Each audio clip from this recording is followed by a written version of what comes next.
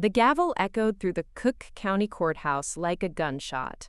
But it wasn't the judge's decision that would change everything. It was what happened 30 minutes later, when 3 black SUVs pulled up to the courthouse steps and agents in dark suits walked through those heavy oak doors with one name on their lips: Rebecca Martinez. Before we jump back in, tell us where you're tuning in from, and if this story touches you, make sure you're subscribed, because tomorrow, I've saved something extra special for you. But I'm getting ahead of myself. Let me start from the moment I realized that blood doesn't always run thicker than water, and sometimes the people who should protect you are the very ones who try to destroy you. My name is Rebecca Martinez. I'm 42 years old, and until 3 weeks ago, I was a Senior Federal Cybersecurity Analyst with the Department of Homeland Security. I've spent the last 18 years of my life protecting systems that keep millions of Americans safe each night. I've traced digital footprints through the darkest corners of the internet, stopped attacks that would have crippled power grids, and prevented cyber warfare that could have brought our nation to its knees. I've sat in windowless rooms for 72 hours straight, my eyes burning from computer screens, my fingers cramped from typing code that stands between civilization and chaos. I've missed birthdays, holidays, and family gatherings because the work I do doesn't pause for personal convenience. When terrorists plan attacks through encrypted channels, when foreign governments try to infiltrate our infrastructure, when the very fabric of our digital society hangs by a thread, people like me are the ones holding that thread steady. The work I do is classified. Most of my colleagues don't know the full scope of what I handle daily. My security clearance is so high that I can't even tell people where I go to work half the time. For 18 years, I've lived a life of quiet service, protecting people who will never know my name, saving lives in ways that will never make the evening news. But none of that mattered to the 2 people sitting across from me in that sterile courthouse conference room this morning. Patricia and William Martinez, my parents, looked at me with the same cold indifference they've perfected over the past 2 decades. To them, I wasn't a federal agent who'd dedicated her life to national security. I wasn't someone who'd earned 3 commendations for excellence in cyber defense. I wasn't even their daughter, really.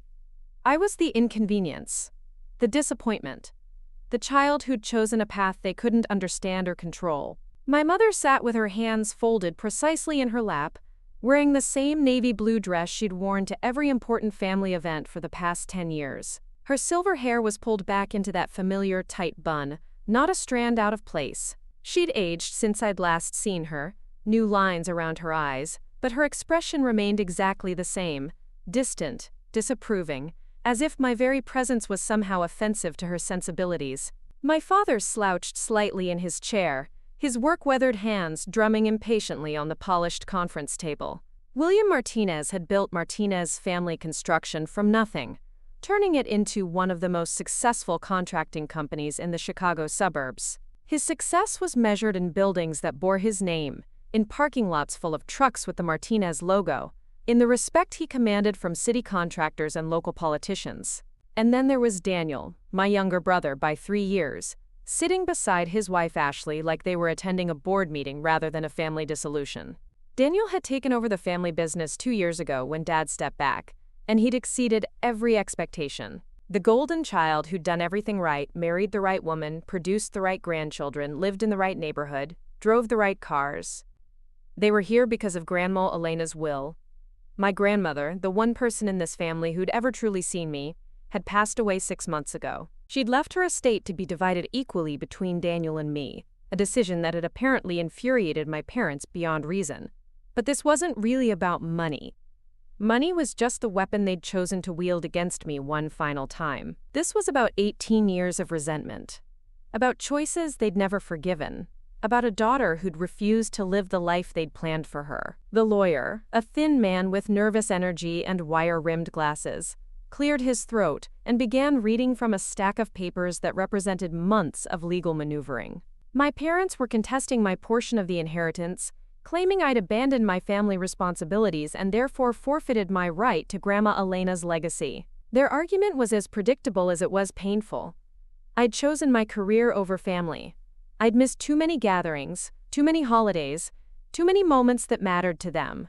I'd become a stranger, someone who lived in a world they couldn't access or understand. In their view, I'd traded my birthright for a government job that took me away from what should have been my true priorities. What they didn't understand, what they'd never bothered to learn, was that every missed dinner, every declined invitation, every absent moment had been in service of something larger than our family drama. While they were planning birthday parties and weekend barbecues, I was working to ensure those gatherings could happen safely in a world that was becoming more dangerous by the day. The irony was thick enough to choke on.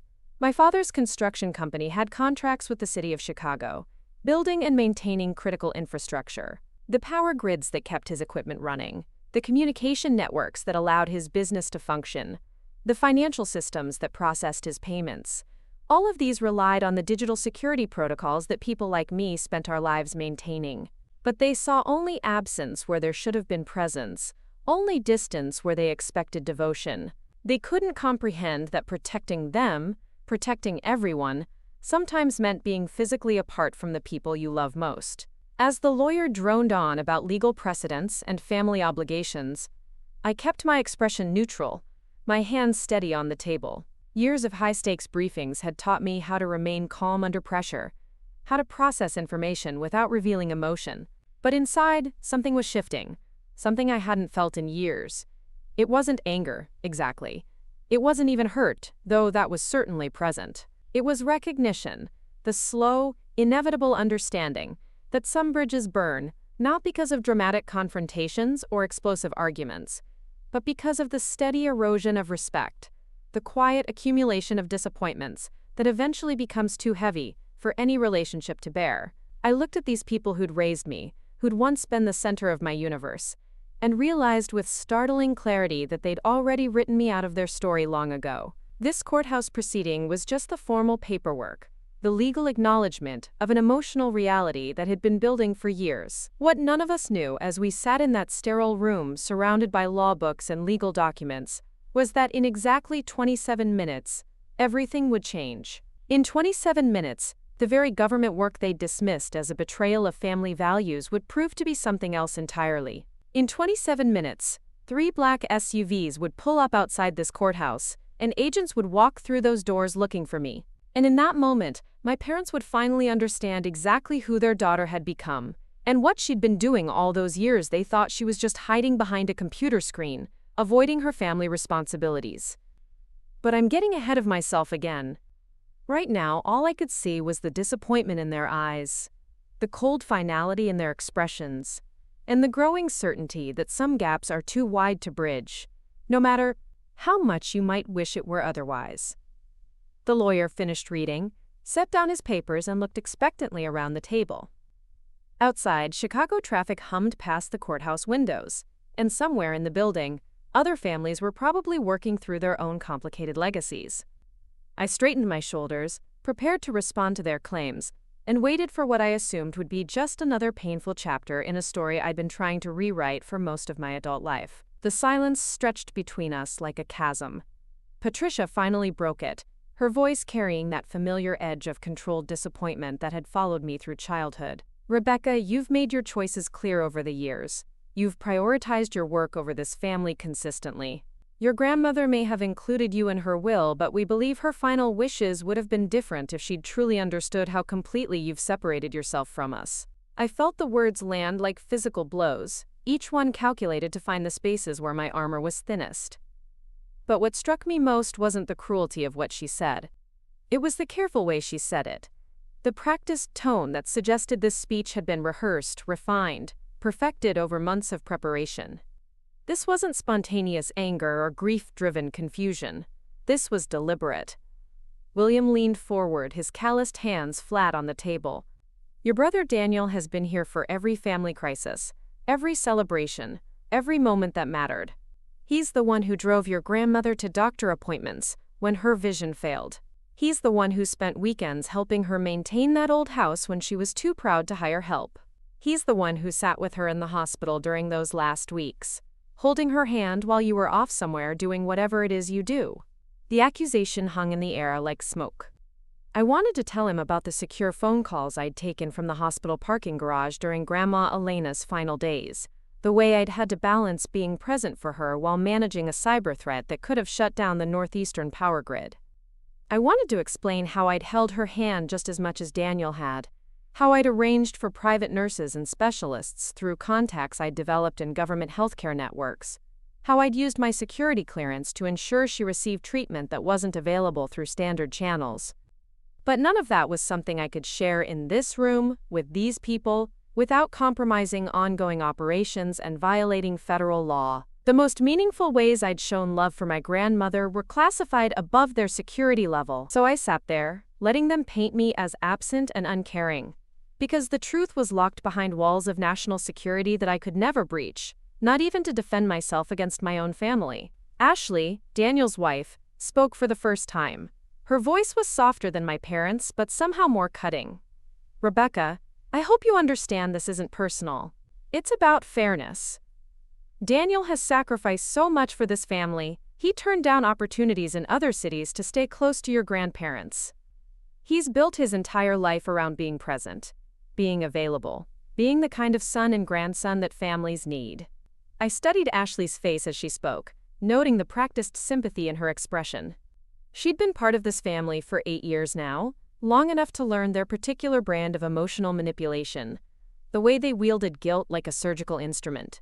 She'd perfected the art of delivering devastating criticism while maintaining the pretense of reluctant concern.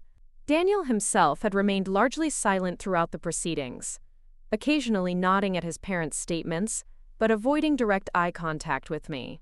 I remembered him as a child, following me around our backyard, begging to be included in whatever game I was playing.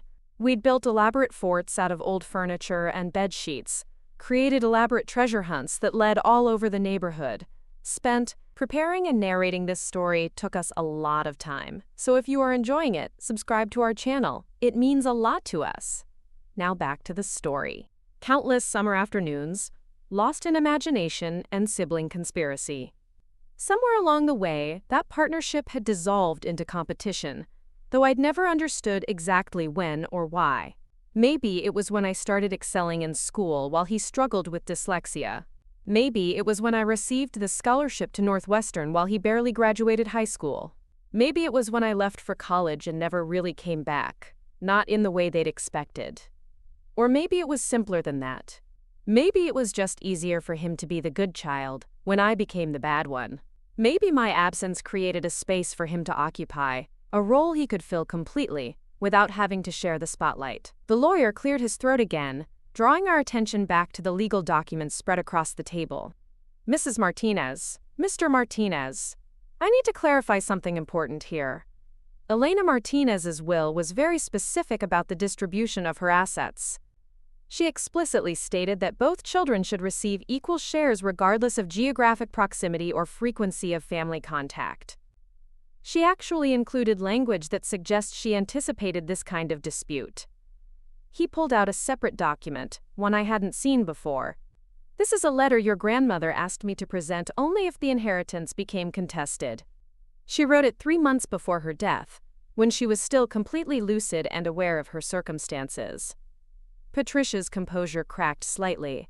"What kind of letter?" "I'll read the relevant portion," the lawyer said, adjusting his glasses. She wrote, "I know my family believes Rebecca has chosen strangers over blood, but they don't understand the stranger she's chosen to serve. They don't understand the weight she carries or the sacrifices she's made for people she'll never meet.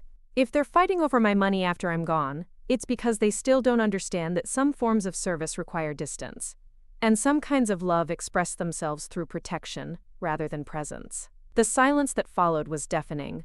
I felt something shift in my chest, a loosening of tension I'd carried for so long I'd forgotten it was there. Even in death, Grandma Elena had seen me, truly seen me, in ways my parents never had. William's face had gone red, the color creeping up from his collar like rising water. That's exactly the problem. She was an old woman who didn't understand the demands of real family life. Rebecca filled her head with stories about important government work, made herself sound like some kind of hero, when she was really just avoiding responsibility. "Dad."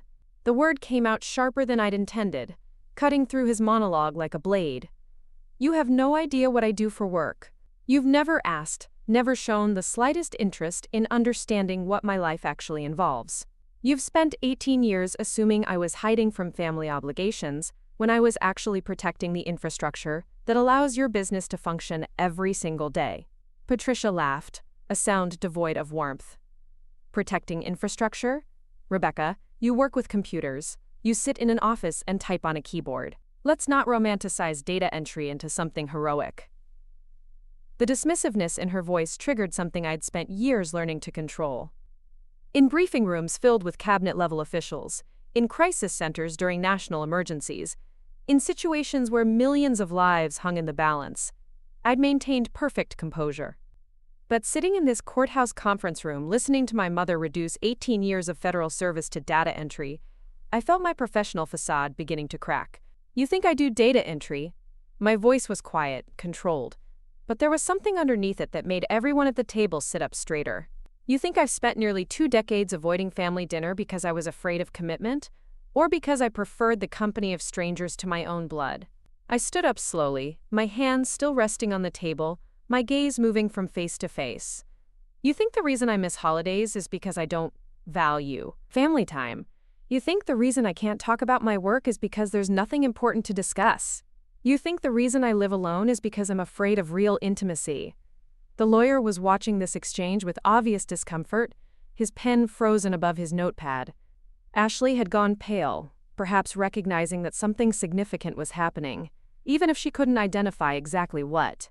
What I think, William said, his voice rising, is that you've built a life that allows you to avoid dealing with the messy, complicated reality of family relationships.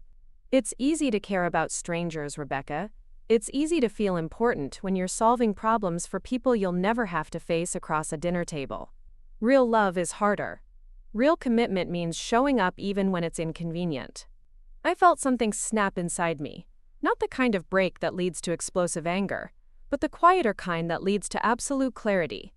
I looked at this man who'd raised me, who'd taught me to ride a bicycle and helped me with math homework, and driven me to school every morning for 12 years, and realized that he genuinely believed what he was saying. He genuinely thought I'd chosen an easy path, that I'd traded family complexity for professional simplicity.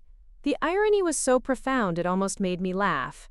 If only he knew that every major cyber attack prevented, every infrastructure vulnerability closed, every digital threat neutralized required exactly the kind of messy, complicated problem-solving he thought I was avoiding.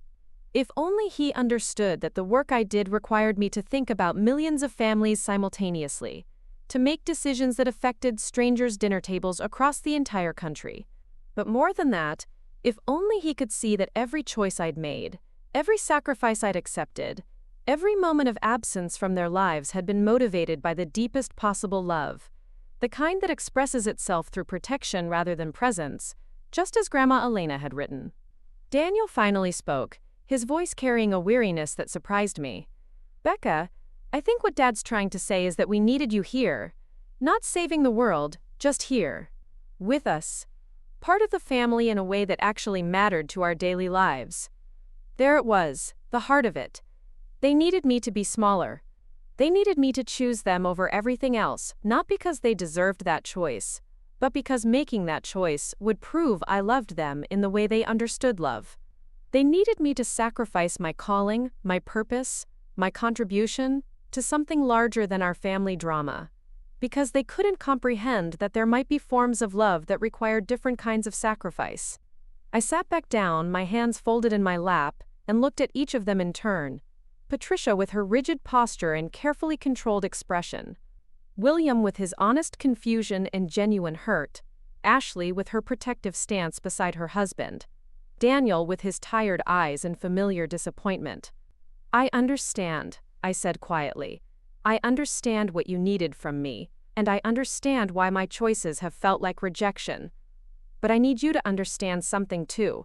The work I do, the life I've built, the reasons I've been absent, none of it has been about avoiding this family. All of it has been about protecting the world that allows this family to exist safely.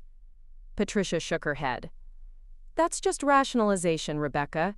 That's just a way of making your selfishness sound noble. And there it was. The fundamental disconnect that no amount of explanation could bridge. They would always see service as selfishness, protection as abandonment, sacrifice as avoidance. They would always need me to be smaller than I was, to choose them over everything else, to prove my love through presence rather than purpose. I realized, sitting in that sterile room surrounded by legal documents and family resentment, that this conversation had been inevitable for years. Not because of Grandma Elena's inheritance, but because eventually, every family reaches a point where they have to decide whether they can love each other as they actually are, or whether they can only love the versions of each other they wish existed. Looking at their faces, I already knew which choice my family had made. The only question now was which choice I would make in return. Outside the conference room windows, Chicago moved forward with its daily rhythm, millions of people going about their lives, most of them completely unaware of the digital infrastructure that made their ordinary moments possible. And most of them completely unaware that people like me spent our lives ensuring those ordinary moments could continue uninterrupted. In a few minutes, I would need to respond to their legal challenge, to defend my right to inherit from the one person in this family who had truly understood me. But for now, I just sat there, feeling the weight of 18 years of misunderstanding settle around us like dust, and wondering if love could survive when the people involved were fundamentally incapable of seeing each other clearly. The lawyer was waiting for my response, his pen poised above his legal pad. My family was waiting too, their faces set in expressions of righteous certainty that I'd never seen cracked, not even once.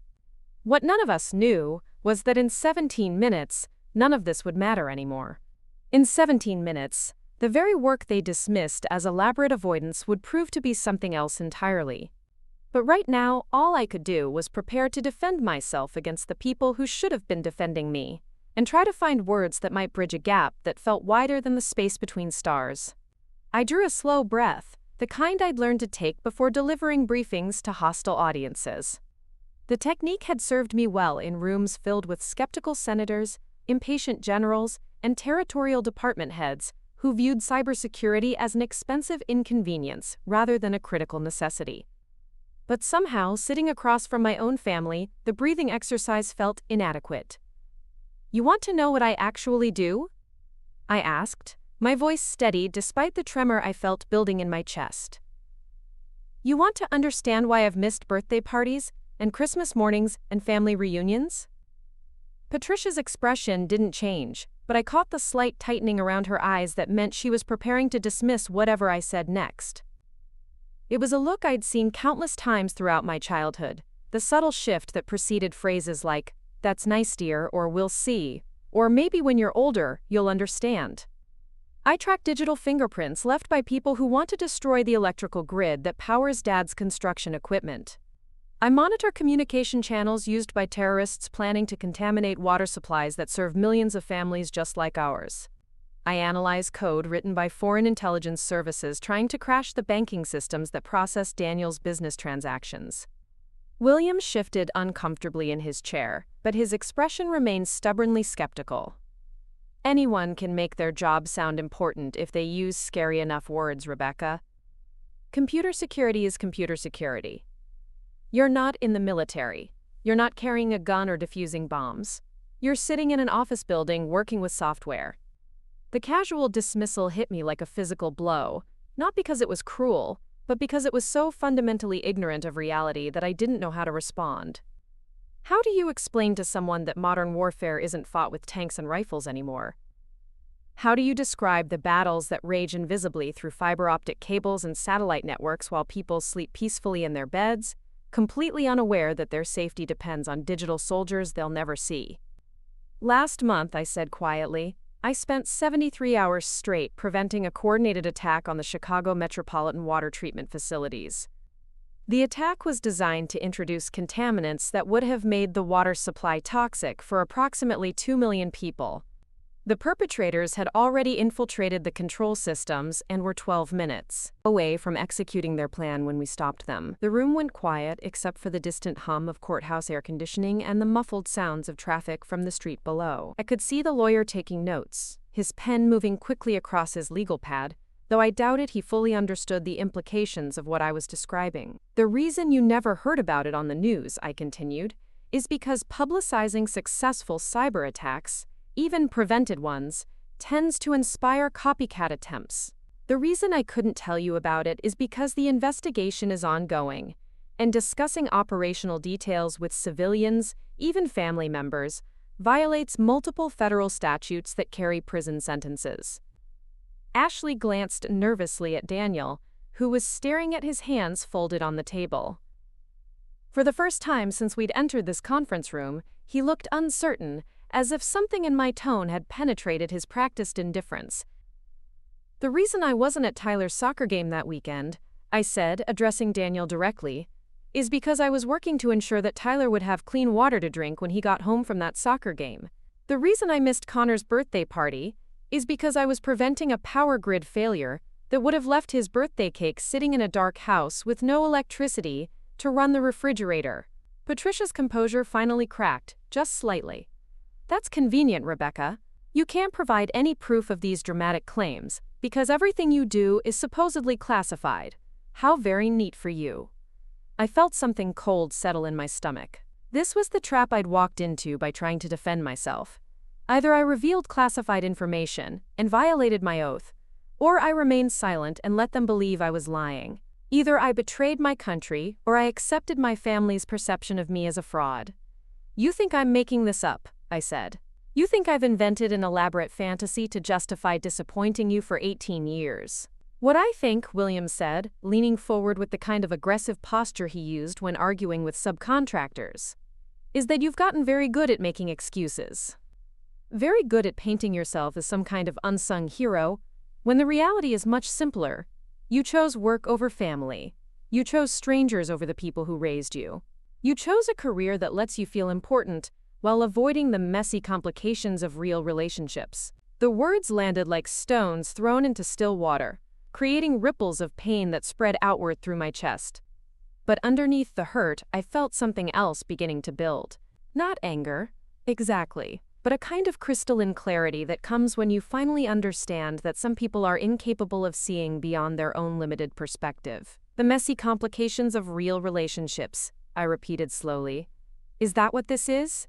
You filing a lawsuit to steal my inheritance because you disapprove of my career choices? You using Grandma Elena's death as an opportunity to punish me for not living the life you planned for me?"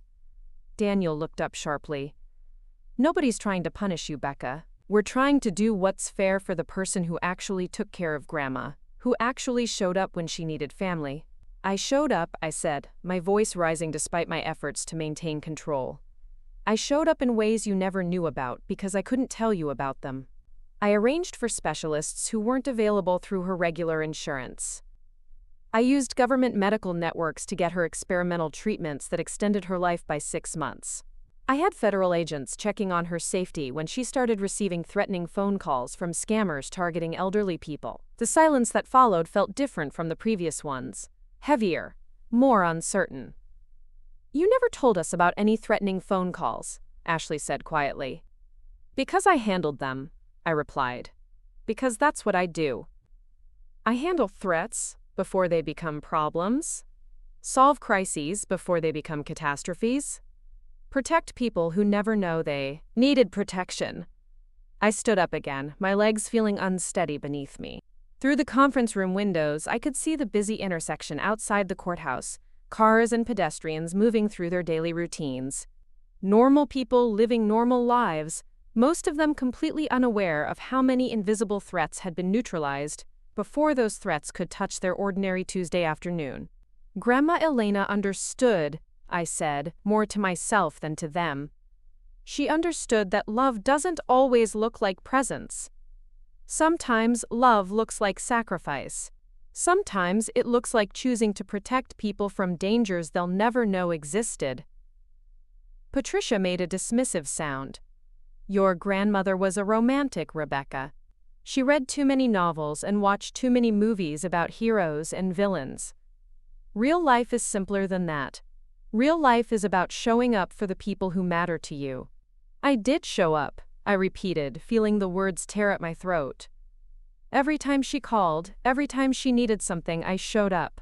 Just because you didn't see me there doesn't mean I wasn't there." "Then why?" William demanded, his voice growing louder. "Didn't you tell us about any of these supposed heroic gestures? Why all the secrecy? Why couldn't you share what you were doing for your own grandmother with your own family? The question hung in the air like an accusation. Because that was what it was, really. An accusation that my secrecy was proof of deception, that my inability to share classified information was evidence that there was nothing to share. I found myself thinking about the night Grandma Elena died.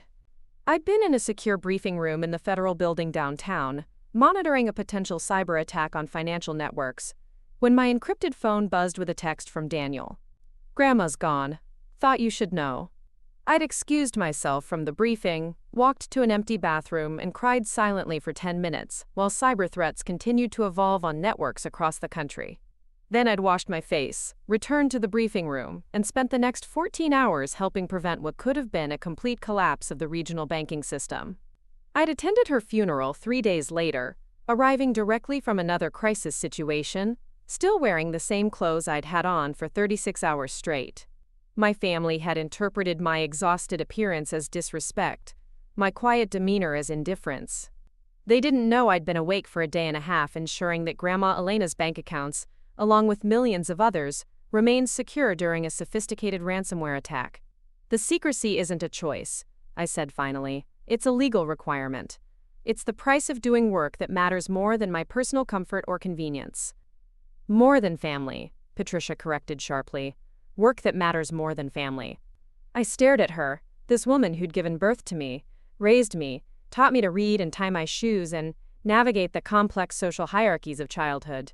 She genuinely believed that protecting millions of families was somehow incompatible with loving my own family.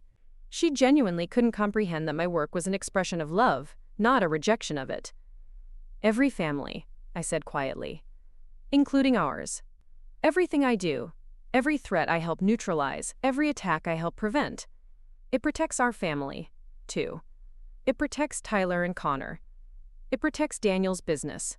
It protects the infrastructure that allows us to sit in this courthouse and argue about inheritance money, instead of worrying about whether the lights will work when we flip the switch." The lawyer cleared his throat tentatively. "Perhaps we should focus on the specific legal issues related to the estate." "No," William interrupted, his attention fixed on me with an intensity I hadn't seen from him in years. "I want to understand this. I want to understand how my daughter convinced herself that abandoning her family was actually an act of love." The word abandoning hit me like a slap. Because that's what they truly believed, that every missed dinner, every declined invitation, every unavailable weekend had been an act of abandonment rather than an act of service.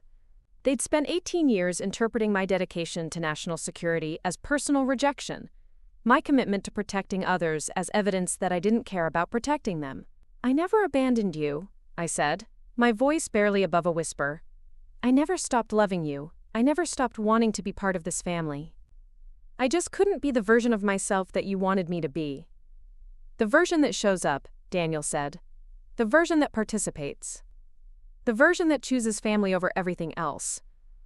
The version that's smaller," I replied. "The version that does less important work so she can be more available for birthday parties and holiday dinners. The version that protects fewer people so she can spend more time with the people she already loves." The truth of it settled over the room like dust after an explosion. This had never been about the inheritance money. This had never been about Grandma Elena's will or Daniel's sacrifices or my supposed selfishness. This had always been about their need for me to be smaller than I was, to choose them over everything else, to prove my love through limitation rather than expansion. They needed me to be the daughter who gave up her calling to attend soccer games. They needed me to be the sister who chose family gatherings over national security. They needed me to love them in a way that made them the center of my universe, rather than loving them as part of a larger universe that I was sworn to protect. And I couldn't do it. Not because I didn't love them enough, but because I loved too many people to limit my protection to just the ones who shared my DNA. Outside the conference room windows, Chicago continued its daily rhythm, millions of people going about their lives in the safety that people like me worked invisibly to maintain. In a few minutes I would need to respond formally to their legal challenge, to defend my right to inherit from the one person who had understood that love could take many forms. But right now, I just sat there finally understanding that some gaps can't be bridged, no matter how much you love the people on the other side. Some differences are too fundamental to overcome with explanation or patience or hope. My family would always need me to be smaller, and I would always be exactly as large as my calling required me to be. The standoff was complete, and both sides were exactly where they'd always been, just more clearly defined now. In 12 minutes, everything would change. But for now, we were frozen in this moment of absolute understanding, absolute incompatibility, absolute love that could never find a form they could recognize or accept. The silence stretched between us until it became almost unbearable, heavy with the weight of things that couldn't be unsaid and truths that couldn't be unfelt. I found myself drifting backward through time, pulled by the familiar gravity of memory to a moment that had shaped everything that came after. I was 7 years old, standing in our kitchen on a Saturday morning in October. The sunlight was streaming through the yellow curtains my mother had sewn herself, creating patterns of warmth and shadow across the linoleum floor. Daniel was at the breakfast table, struggling with a worksheet about addition and subtraction, his small face scrunched with concentration and frustration. He'd been diagnosed with dyslexia the month before, after years of teachers suggesting he was lazy or unmotivated. The diagnosis had hit my parents like a physical blow, not because they were ashamed, but because they suddenly understood that their golden boy would need to work twice as hard as other children to achieve half as much. The easy path they'd imagined for him had disappeared overnight. I remember watching Daniel erase the same math problem for the 4th time, his shoulders sagging with defeat. Without thinking, I'd walked over and sat beside him, showing him how to line up the numbers differently, how to use his fingers to keep track of the columns, how to break the big problem into smaller pieces that felt manageable. For 20 minutes, we worked together in comfortable silence, my 7-year-old voice patient and encouraging as he slowly began to understand. When he finally solved the problem correctly, his face had lit up with the kind of pure joy that children feel when the impossible suddenly becomes possible. "Rebecca's so smart," he'd said to our mother, who was washing dishes at the sink. "She's going to be famous someday." I remember the way Patricia had turned around, her expression soft with something I rarely saw directed at me. Pride, maybe? Or surprise? "Maybe she will," she'd said quietly. "Maybe she will." For a brief shining moment, I'd felt like I belonged in that kitchen, in that family, in that warm circle of morning sunlight and shared accomplishment. I'd felt like my intelligence was a gift, rather than a burden, like my differentness was something to celebrate, rather than something to hide. But the moment hadn't lasted. Within a few months, as my academic achievements began to outpace not just Daniel's but those of most children my age, the dynamic in our house had shifted. My success had become an uncomfortable reminder of Daniel's struggles. My ease with schoolwork had become an implicit criticism of his difficulties. Instead of celebrating my gifts, my parents had begun to manage them.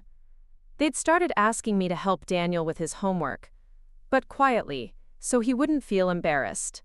They'd requested that I not mention my test scores or academic achievements at family gatherings, because it might make Daniel feel bad about himself. They'd suggested that maybe I could try a little less hard in school so Daniel wouldn't feel like he was constantly being compared to me. The message had been clear, even to my 7-year-old mind. My light was too bright, and it was casting shadows on the people I loved.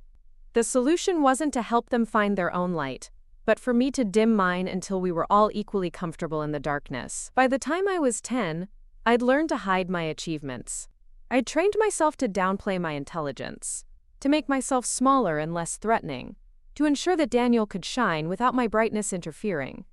I'd become an expert at taking up less space, demanding less attention, requiring less celebration. But intelligence, I'd discovered, wasn't something you could simply turn off. Knowledge had continued to accumulate in my mind, whether I wanted it to or not. Ideas had continued to form, connections had continued to spark, understanding had continued to deepen. The more I tried to make myself smaller, the more obvious it had become that smallness didn't fit me.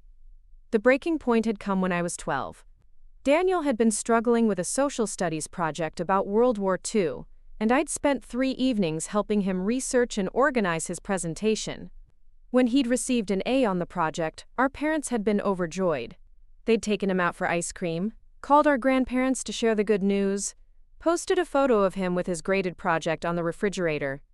2 weeks later, I'd turned in my own World War II project, a comprehensive analysis of the role of code breaking in the Allied victory that had taken me 6 weeks to research and write. I'd received an A+ and a note from my teacher, recommending that the project be submitted to a statewide history competition. My parents' response had been lukewarm congratulations, followed by a suggestion that maybe I shouldn't mention my project to Daniel, since he was still feeling proud of his own work. The refrigerator had remained decorated with his A, while my A+ had been filed away in a drawer with my other excessive achievements. That night, lying in my bed and staring at the ceiling, I'd made a decision that would shape the rest of my life. I decided that if my family couldn't celebrate my brightness, I would find people who could. If they needed me to be smaller than I would grow large, somewhere else, with someone else for someone else. The decision hadn't been angry or vindictive. It had been practical, the way a plant turns toward sunlight even when the gardener keeps trying to position it in the shade. I'd simply recognized that my natural growth pattern was incompatible with the space my family was offering, and I'd begun looking for larger spaces where I could expand without apology. High school had provided the first real opportunity. I'd thrown myself into advanced classes, academic competitions, science fairs, anything that would let me use my mind at full capacity. I'd joined the debate team, where quick thinking was valued rather than discouraged. I'd participated in the Math Olympiad, where solving complex problems was celebrated rather than hidden. For the first time in my life, I'd been surrounded by people who saw intelligence as an asset rather than a threat. Teachers who pushed me harder instead of asking me to hold back. Classmates who competed with me rather than feeling diminished by me. A whole world of people who understood that making yourself smaller doesn't make anyone else larger. My parents had attended my high school graduation, where I'd been valedictorian, National Merit Scholar, and recipient of multiple academic awards. They'd sat in the auditorium, clapping politely when my name was called, but I could see the discomfort in their faces. Their daughter had become exactly what they'd been trying to prevent. Undeniably, unavoidably, inconveniently brilliant. Daniel had been there too, having graduated 2 years earlier with a solid C average and immediate plans to join Dad's construction company. He'd seemed genuinely happy for me, proud in a way that felt uncomplicated and real. But I'd caught the looks that passed between my parents during the ceremony, the subtle expressions that suggested they were already calculating how to manage this new version of their daughter. The scholarship to Northwestern had been the final confirmation that I'd outgrown the space they'd designed for me. Full ride, computer science program, opportunities that would take me far beyond the boundaries of our suburban Chicago neighborhood. I'd been ecstatic. They'd been terrified. You could go to community college, Patricia had suggested. Stay home, save money, be close to family.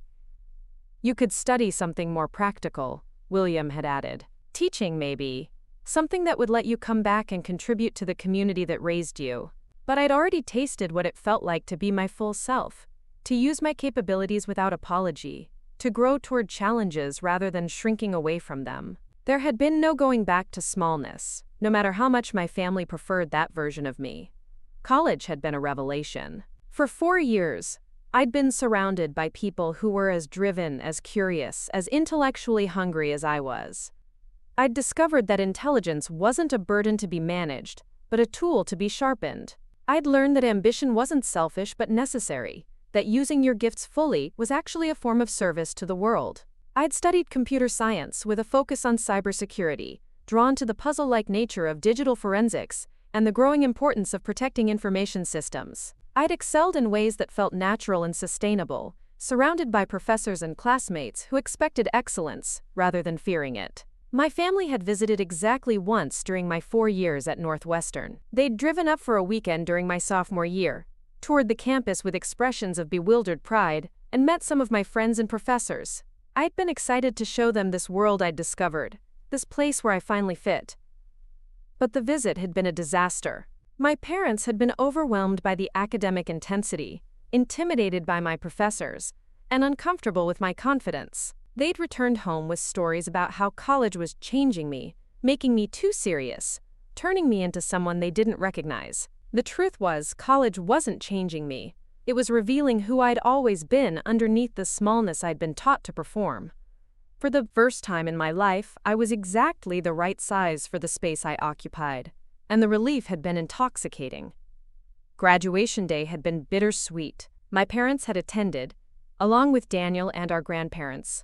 But the celebration had felt forced, obligatory. I'd been accepted to graduate school, offered positions at several technology companies, and recruited by federal agencies impressed with my cybersecurity research. The world had been full of possibilities. My family had seen only distance, only opportunities for me to move further away from them, only confirmation that I'd chosen ambition over love, achievement over family, strangers over the people who'd raised me. Sitting in that courthouse conference room, remembering the trajectory that had brought me here, I finally understood something I'd been too close to see clearly. My family hadn't rejected me because I'd failed them. They'd rejected me because I'd succeeded too completely, grown too large, become too much for the small space they'd designed for me. And I'd spent 18 years trying to prove that I could be both, fully myself and fully theirs.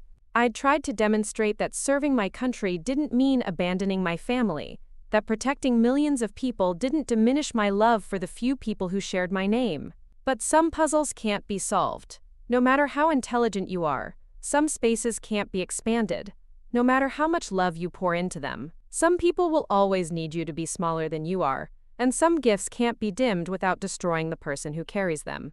The realization wasn't angry or bitter. It was just true, the way mathematical equations are true, regardless of whether you like the result. My family needed me to be someone I'd never been and could never become. And I needed to be exactly who I was, large and bright and uncompromising in my dedication to protecting the world they lived in. The gap between those two needs was unbridgeable, and recognizing that fact wasn't a failure. It was simply the end of a very long attempt to solve an impossible equation. I looked around the conference room at these people who'd shaped my early years, who'd given me life and love and the foundation I'd built everything else upon. They weren't evil or wrong, just limited in their understanding of how large a life could be. And in 7 minutes, that limitation would be tested in ways none of us could imagine. The lawyer was shuffling through his papers again, preparing to move forward with the formal proceedings, when we heard it. Footsteps in the hallway outside the conference room, but not the casual footsteps of courthouse personnel or other families dealing with their own legal matters. These footsteps had a different quality, a purposeful rhythm that spoke of coordination and urgency. I felt something shift in my awareness, the same subtle alertness that had served me well in countless security briefings and crisis situations. Something was different about the energy in the building, though I couldn't yet identify what had changed. The footsteps stopped directly outside our door. 3 sharp knocks, precise and professional. The lawyer looked up from his documents, confusion flickering across his face. "I'm sorry, we're in the middle of a private consultation," he called out. "Mr. Henderson?" The voice that answered was female, calm, and carried an unmistakable note of authority. "This is Agent Sarah Thompson, with the United States Secret Service. We need to speak with Rebecca Martinez immediately." The silence that followed was so complete it felt like the air had been sucked from the room.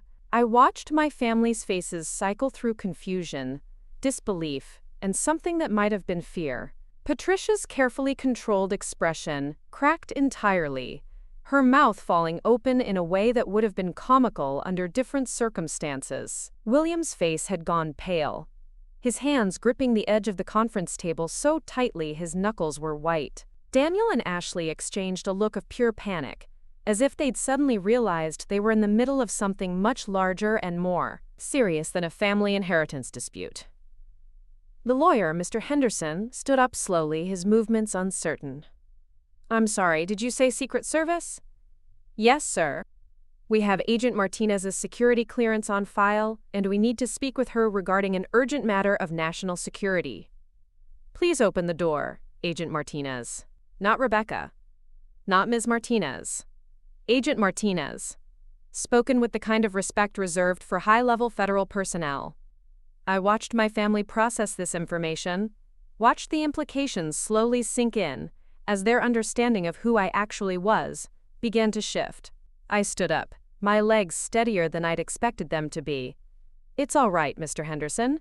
You can let them in." The lawyer moved to the door with obvious reluctance, his hand hesitating on the handle, as if opening it might somehow make him complicit in whatever was happening. When he finally turned the knob, 3 people entered the room with the kind of coordinated precision that spoke of years of training and experience. Agent Sarah Thompson was exactly what you'd expect from senior Secret Service personnel. Mid-40s, impeccably dressed in a dark suit. Her bearing confident but not aggressive. She was flanked by 2 younger agents, both of whom immediately positioned themselves near the door in a way that was probably invisible to my family but spoke volumes to anyone who understood security protocols. "Agent Martinez," Thompson said, her voice carrying genuine warmth despite the formal circumstances. "I apologize for interrupting your family meeting, but we have a situation that requires your immediate attention." My family was staring at this exchange as if they were watching a movie in a language they didn't understand. The word agent kept echoing in the small conference room, bouncing off the walls and settling into their consciousness like stones dropping into still water. "What kind of situation?" I asked, though part of me already suspected what this might be about. There had been chatter for weeks about a coordinated cyber attack planned for major urban centers, intelligence suggesting that multiple critical infrastructure systems were being targeted simultaneously. Thompson glanced meaningfully at my family, then back at me. "The type that requires your specific expertise and security clearance to discuss. We have a vehicle waiting outside." Patricia finally found her voice, though it came out as barely more than a whisper. "Rebecca, what's happening? Who are these people?" I looked at my mother, this woman who'd spent the last hour questioning my dedication to family, dismissing my work as elaborate avoidance, reducing 18 years of federal service to data entry and excuses. The irony was so profound it felt almost surreal. "These people," I said quietly, "are here because the work you think I've been using to avoid family responsibilities is actually critical to national security. They're here because while we've been sitting in this room arguing about inheritance money, there's been a credible threat to infrastructure systems that affect millions of Americans." Agent Thompson stepped forward slightly. "Agent Martinez, I need to stress that time is a factor here." Williams struggled to his feet, his face still pale but his voice stronger now. "Wait just a minute. Rebecca, are you telling us you actually work for the Secret Service?" "Department of Homeland Security," I corrected. "But my security clearance gives me access to joint operations with multiple agencies, including the Secret Service, FBI, NSA, and others that you've probably never heard of." The younger agent near the door spoke for the first time. "Ma'am, the situation is escalating. We really need to move." I nodded, but something made me pause. Maybe it was the look of complete bewilderment on Daniel's face, or the way Ashley was gripping her husband's arm, as if the world had suddenly become unfamiliar and dangerous. Maybe it was the 18 years of frustration that finally had an outlet, or the simple human need to be seen clearly by the people who'd refused to see me at all. "Agent Thompson," I said, "would it be possible to provide my family with some basic information about what's happening? They've spent the morning questioning my commitment to national service, and I think they deserve to understand what that service actually involves." Thompson considered this for a moment, her professional mask slipping slightly to reveal something that might have been sympathy. "I can share what's already public knowledge and provide some general context for your role in today's response." She turned to address my family directly, her voice taking on the tone of someone accustomed to briefing high-level officials. "Approximately 4 hours ago, the Department of Homeland Security detected a coordinated cyber attack targeting critical infrastructure in 7 major metropolitan areas, including Chicago. The attack appears to be the work of a sophisticated foreign adversary with the capability to disrupt power grids, water treatment facilities, financial networks, and emergency communication systems." Patricia was staring at Thompson as if she were speaking a foreign language, her brain clearly struggling to process this information in the context of everything she thought she knew about her daughter's life. "Agent Martinez," Thompson continued, "has been instrumental in developing the security protocols that are currently preventing this attack from succeeding. Her analysis of similar threats over the past several months provided the intelligence framework that allowed us to detect and begin countering this assault on our infrastructure." She paused, letting this information settle before continuing. The reason we need her immediately is that the attackers have shifted their approach in response to our initial countermeasures. Agent Martinez's expertise in digital forensics and her understanding of this particular threat vector are critical to our ongoing response. Daniel finally spoke, his voice hoarse with shock. Becca, you're telling us that while we've been sitting here arguing about Grandma's will, you've been working to stop some kind of cyber-terrorist attack? Not just working to stop it, Thompson interjected, leading the team that's stopping it. Agent Martinez's security clearance is level 7, which means she has access to intelligence and operations that affect national security at the highest levels. What you've been calling, quote, computer work is actually some of the most critical defense work being done in this country. The room fell silent except for the distant hum of courthouse air conditioning and the muffled sounds of normal life continuing outside the windows. Normal life that was only possible because people like me worked invisibly to maintain the systems that made normalcy possible. I watched my family's faces as they struggled to reconcile this new information with everything they'd believed about me for the past 18 years. The woman they dismissed as selfish and career-obsessed was apparently someone the federal government considered essential to national security. The daughter they'd accused of avoiding family responsibilities was actually responsible for protecting millions of families they'd never meet. William was the first to speak, his voice thick with something that might have been shame. Rebecca, I had no idea we had no idea. I know, I said simply. You couldn't have known. Most of what I do is classified at levels that prevent me from discussing it with anyone who doesn't have appropriate clearance. The missed dinners, the unavailable weekends, the times I couldn't explain where I was or what I was doing, it was all because I was working on things I legally couldn't tell you about. Thompson glanced at her watch, a subtle reminder that national crises don't pause for family revelations. Agent Martinez, I hate to interrupt, but the situation is evolving rapidly. The longer we delay, the more time the attackers have to adapt their approach. I nodded, understanding the urgency but also recognizing that this moment was 18 years in the making. My family was finally seeing me clearly, finally understanding that my absence from their lives hadn't been about rejection or avoidance, but about service to something larger than our personal relationships. Mom, Dad, I said, looking directly at Patricia and William, I need you to understand something. Every time I missed a family event, every time I couldn't explain where I was, every time I seemed distant or unavailable, I was working to protect people. Not just abstract strangers, but actual families like ours. People with children and grandparents and hopes and dreams that depended on systems functioning properly. Patricia's eyes were bright with unshed tears, her carefully controlled composure completely shattered. But why couldn't you tell us? Why did we have to find out like this? Because, I said gently, the effectiveness of what I do depends on secrecy. Because discussing classified operations with unauthorized personnel is a federal crime that carries prison sentences.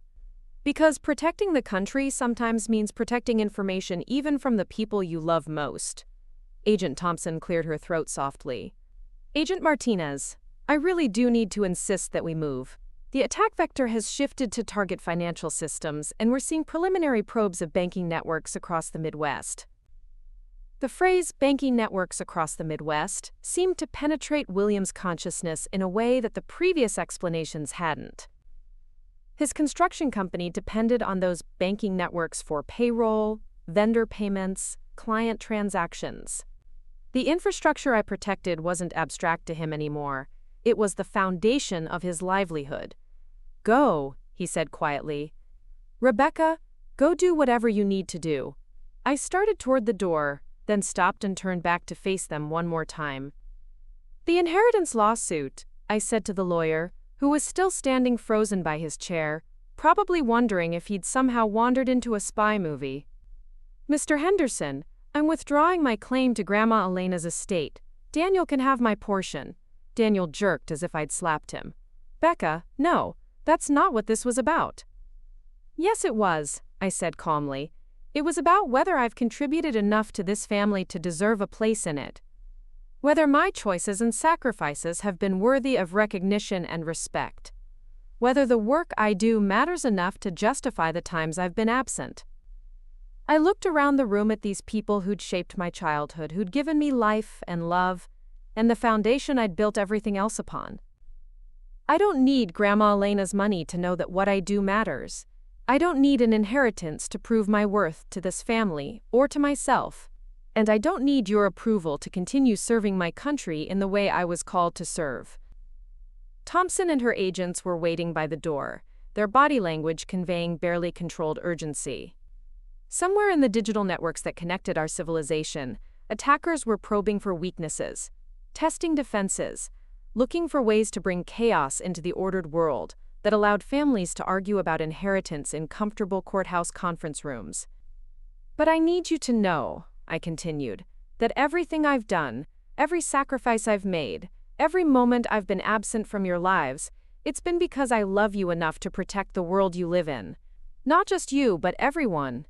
All the families, all the children, all the grandparents who deserve to live safely in a society where the lights work, and the water is clean, and the money in their bank accounts is secure.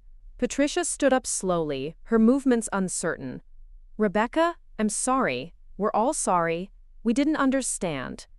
I know, I said, and I forgive you, all of you, but I can't keep trying to make myself smaller to fit into the space you've designed for me.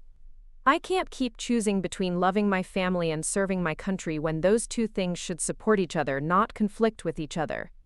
Agent Thompson stepped forward. Agent Martinez, I'm sorry, but we really do need to leave immediately.